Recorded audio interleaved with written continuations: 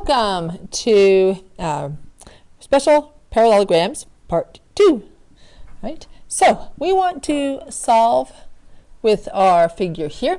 And ABCD is a rectangle. We're given that BD is 3x minus 7.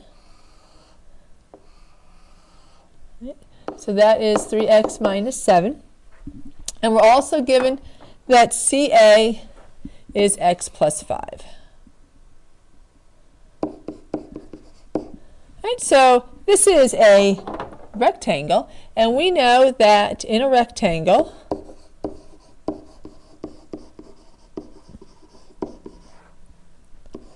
the diagonals are congruent.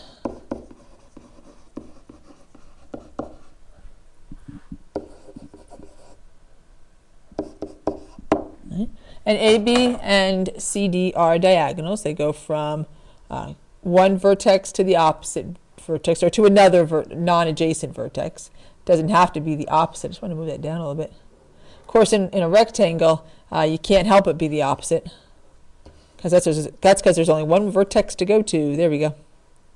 All right, so that means that, so therefore, BD is congruent to CA.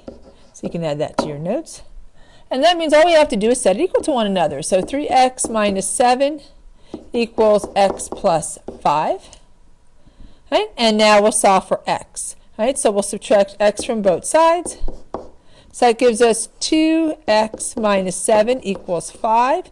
We'll add 7 to both sides. So 2x is equal to 12, or if we divide by 2, x is 6.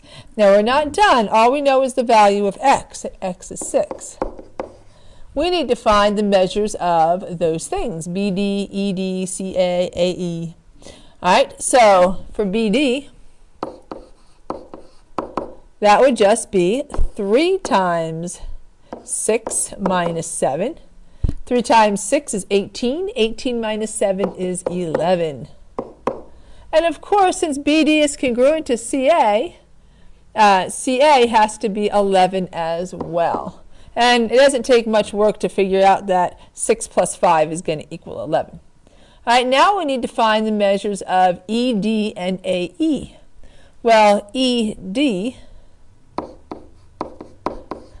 is equal to half of BD, which means ED is 1/2 11, or 5.5. And of course, since the diagonals are bisected, because this is a parallelogram, and they're congruent because this is a rectangle, that means both of these are 5.5. And now we have solved this problem. And so there, we've worked with some rectangles in the previous podcast and this one. Okay, so it's important to know the features of a rectangle and how to prove a figure is a rectangle. Let's move on to the rhombus. Another special parallelogram. So the rhombus is a parallelogram with 4 sides. Excuse me, 4 congruent sides. Yeah, all parallelograms have 4 sides. 4 congruent sides. So since a rhombus is a parallelogram, all of the features of a parallelogram are true. Its opposite sides are parallel. Its opposite sides are congruent. Its opposite angles are congruent. Its consecutive angles are supplementary, and the diagonals bisect each other. True all the time. But applying only to the rhombus, all sides are congruent. And since all sides are congruent, the other 2 things happen, right? And that is that diagonals bisect both pairs of opposite angles, and the diagonals are perpendicular.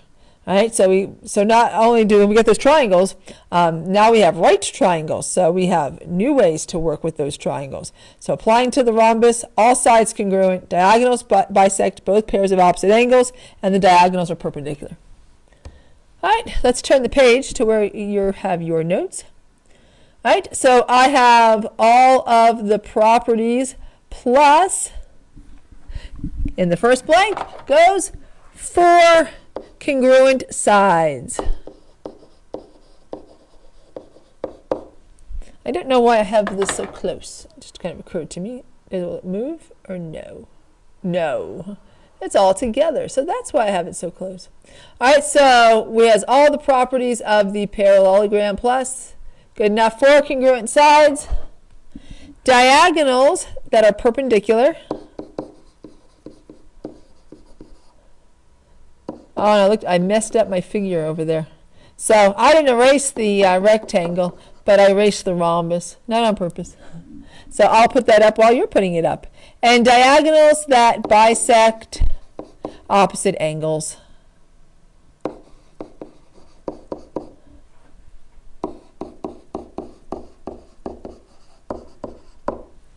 All right, so proving a parallelogram is a rhombus.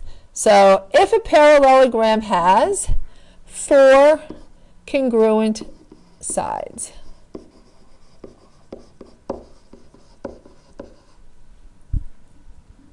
If a parallelogram has diagonals,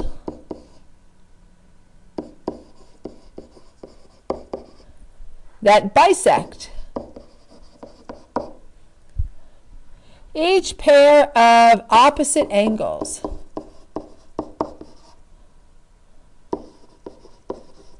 it is a rhombus.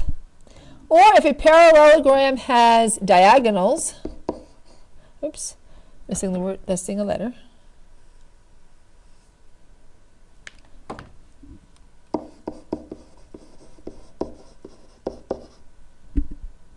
That are perpendicular.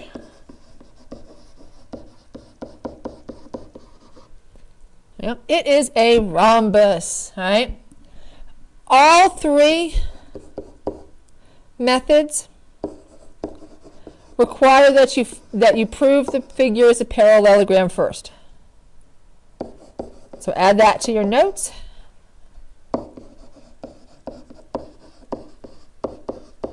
That you prove the figure is a parallelogram first.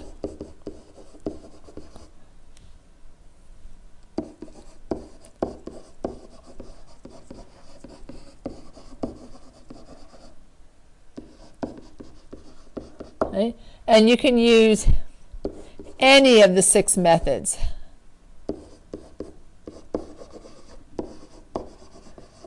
We're not going to be looking at proving in this particular lesson.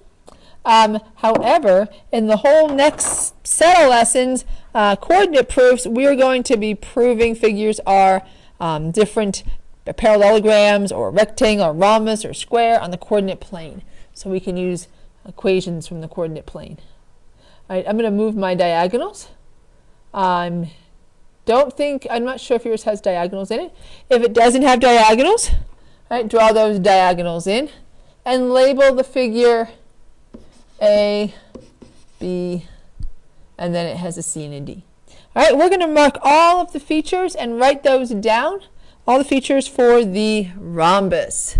All right, so first of all, we have 4 congruent sides. That one's one of our obvious ones. So let's mark that. So all congruent. All right, so I'm going to write it, I guess, over here. It's kind of near the figure, right? So AB, and I can move it over if I end up having space later. AB is congruent to BC. I really should have lines over that because these are segments. BC is congruent to CD is congruent to DA. So all of that is true. Let's see what else we can mark. All right, so our diagonals are bisected because this is a parallelogram. All right, so, oh, we need a letter in there. Let's put an M. M for midpoint. All right, so that means that, where's my M? M? Well, maybe it's coming up. If not, I'll write it in afterwards. All right, so that means that BM, I'll put it over here, BM is congruent to DM, and CM is congruent to AM. And let's give another try for writing an M in here.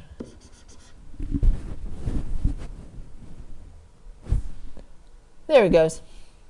All right, so we have that. Are we done? Oh, no, not yet. All right, so we have, of course, we have opposite angles. Let's put in one more thing about diagonals. So our diagonals here are perpendicular.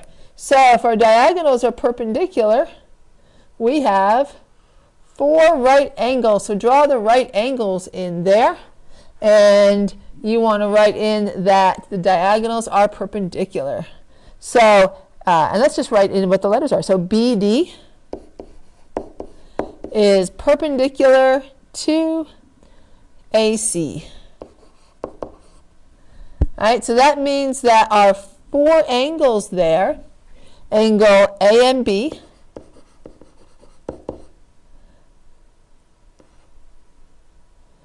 is congruent. Actually, I'm going to need more space. I'm going to put that over here. I'm going to put that. So I don't know if I have enough space there. Yeah, I'll have to make it squeeze in there. I'll write the rest of the things over on the other side. So since those are perpendicular, we have 4 right angles there. So maybe we won't bother to write in all the angles names, but next to this, let's put intersect at right angles so that you remember. Intersect at right angles. Right? So now I'll add the other things over here. I wish I had more colors. All right, so let's add in about the angles. All right, so remember opposite angles are congruent, right? So this whole angle would be congruent to this whole angle. But not only that, those angles are bisected by the diagonals. So that means the 2 little angles that are made by the diagonals are congruent. So that means this angle is congruent to this angle, and this angle is congruent to this angle. This is only true for the rhombus, not just the plain old parallelogram. Right? And then likewise, this is congruent to this, and this is congruent to this. So we'll list that over here, and somewhere I lost my B, or maybe I never had a B up there. All right, so let's list those angles that are congruent. I don't know where it is. B is just gone. All right, so it means that angle CAD is congruent to angle CAB, that's a B.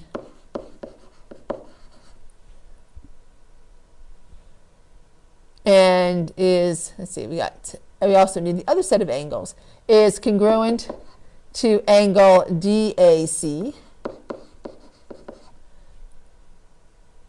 and is congruent to the last set of angles there. Who am I missing? BAC. So those 4 are congruent, but also the other 4 are congruent. So angle ABD is going to be congruent to CBD. And angle, who are we missing? Got one more pair. It was the other pair. We're missing C. Oh, I did CBD. Other side. CDB. So angle CDB. And is congruent to, I need another congruence there because they're all congruent, just all congruent to the last one, which is ADB. So all those things are true for the rhombus. All right, so we've learned all the special features of the rhombus. In class, we're going to solve for some missing sides and angles using the rhombus, and we'll learn about the square. But for now, this podcast is done. Thank you for watching. Bye.